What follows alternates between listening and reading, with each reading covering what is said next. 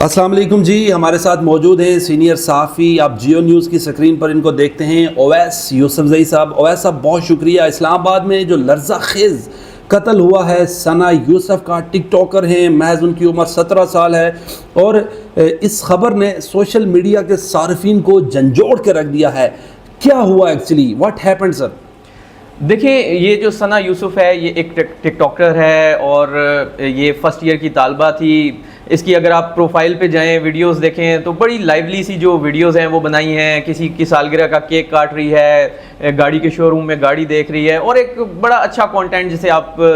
کہیں گے وہ بنا رہی تھی۔ لیکن ایک بڑا ہی افسوسناک واقعہ گزشتہ شام کو پیش آیا جب ایک نامعلوم شخص نے گھر میں گھس کر اس کو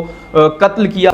2 فائر اس کو سینے پہ لگے۔ فوری طور پر جو گھر والے تھے وہ اس کو اسپتال لے کے گئے۔ اس دوران جو ملزم تھا وہ موقع سے فرار ہو گیا اور اہل محلہ جمع ہو گئے۔ جب اسپتال لے جایا گیا اس ٹک ٹاکر کو تو وہ جان بر نہ ہو سکی اور وہ چل بسی۔ جو گھر والے تھے وہ بڑے پریشان تھے کہ اس طرح کا واقعہ ہوا۔ اویس صاحب، آپ نے یہ کیس بڑا ڈیپلی کور کیا ہے، آپ نے اس کیس پہ ورک بھی کیا ہے، یہ بتائیے گا دشمنی تھی، کیا ایشو تھا اس بچی سے، کسی کو کیا ایشو ہو سکتا ہے؟ دیکھیں، یہ جو واقعہ ہوا ہے اس کو بھی 24 گھنٹے بھی نہیں گزرے اور یہ گزشتہ شام واقعہ پیش آیا ہے۔ ابھی تک جو ابتدائی تفتیش ہو رہی ہے، انہوں نے پولیس نے جو ورثاء ہیں ان کے بیانات قلم بند کیے ہیں اور ان کا پولیس حکام کا یہ کہنا ہے کہ وہ ہر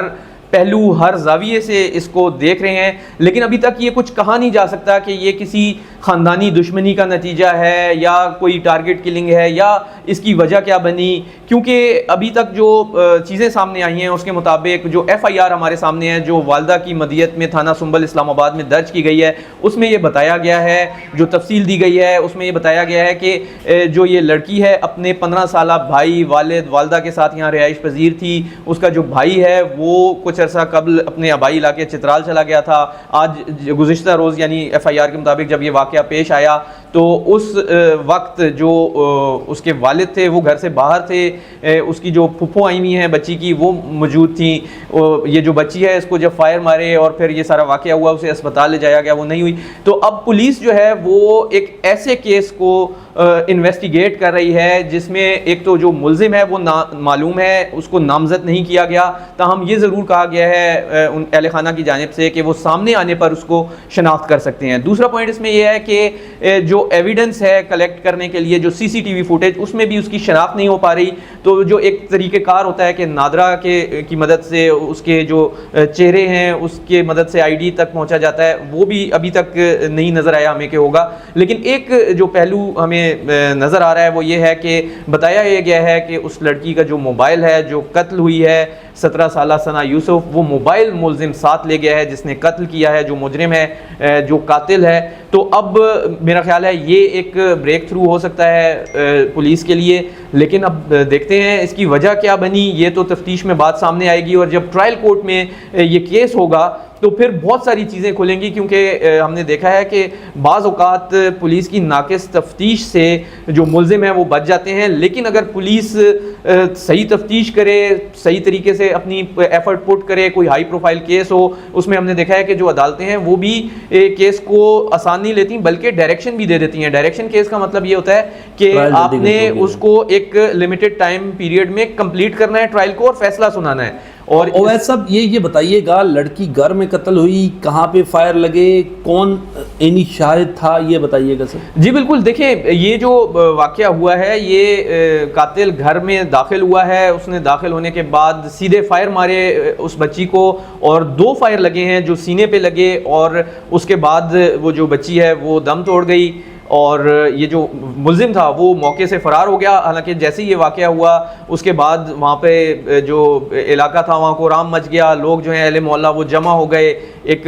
کیفیت یہ تھی، سارے یکجہتی کے لیے آ رہے تھے کہ کیا واقعہ ہو گیا ہے۔ لیکن ظاہر سی بات ہے یہ افسوسناک واقعہ ہونے کے بعد اب پولیس نے ابتدائی طور پہ سب سے پہلے ورثاء کے بیانات لیے ہیں، جو میت ہے اس کا پوسٹ مارٹم ہوا ہے، میت ورثاء کے حوالے کی گئی ہے، اور یہ جو میت لے کے جو گھر والے ہیں وہ آبائی علاقے چترال روانہ ہو گئے ہیں، جبکہ پولیس جو ہے وہ مصروف تفتیش۔ ویسا پولیس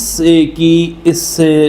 نیگلیجنس کے حوالے سے کیا کہیں گے؟ درجنوں نہیں بلکہ سینکڑوں کہ کیمریز لگے ہیں سی سی ٹی وی فوٹیج کے لیے, بڑے ہیوی کیمرے ہیں, گاڑی کیپچر کر لیتے ہیں, حالانکہ گاڑی کے بیچ میں کوئی انلیگل کام ہو رہا وہ کیپچر ہو جاتا ہے. ملزم کا نکل جانا,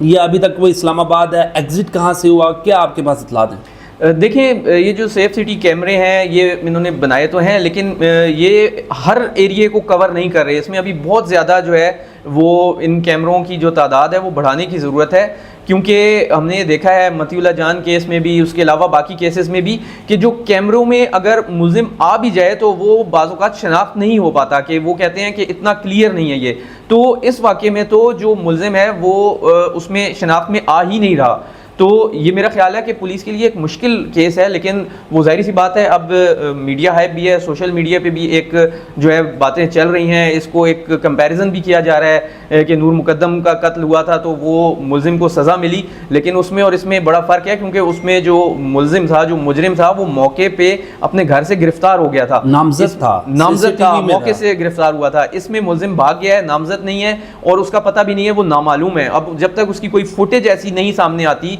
پولیس کے پاس, تو یہ تھوڑا سا ایک مشکل کیس ہے, ٹیسٹ کیس ہے پولیس. فیملی سے کوئی بات چیت کرنے کی کوشش کی میڈیا نے, تو وہ دیکھیں فیملی سے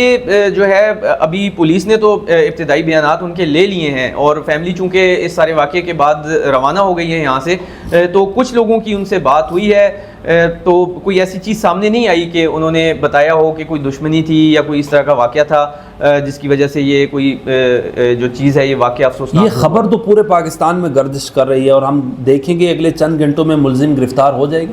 دیکھیں یہ اس بارے میں کچھ بھی کہنا قبل از وقت ہوگا کہ ملزم گرفتار ہو جائے گا یا نہیں, کیونکہ اس میں سب سے بڑا جو ایک مشکل پہلو ہے وہ یہی ہے کہ ملزم اس میں نامزد نہیں ہے, نامعلوم ہے, اور یہ کہا گیا ہے فیملی کی جانب سے کہ وہ سامنے آنے پر اس کو